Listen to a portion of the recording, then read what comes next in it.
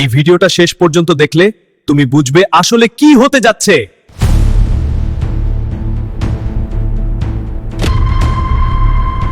Middle ইস্টে উত্তেজনা এখন চরম পর্যায়ে।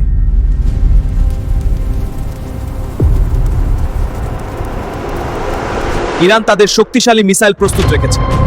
এই মিসাইলগুলো যে কোনো সময় লঞ্চ হতে পারে। এই পদক্ষেপ আন্তর্জাতিক উত্তেজনা বাড়িয়ে তুলছে। অন্যদিকে ইসরায়েল হাতিয়ারি আছে তাদের ডিফেন্স নিয়ে।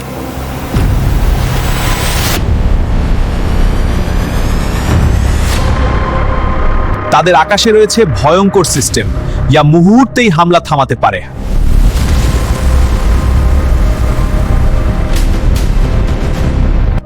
কিন্তু আসল গেম চেঞ্জার এখনো বাকি। যদি ইউনাইটেড স্টেটস সরাসরি যুদ্ধের নামে,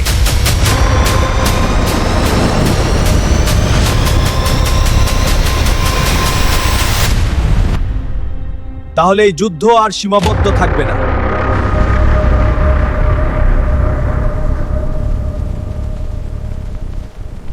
মানুষ হারাবে সবকিছু।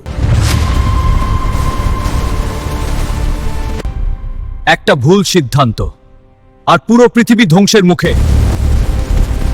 এই যুদ্ধ থামানো সম্ভব নাকি দেরি হয়ে গেছে?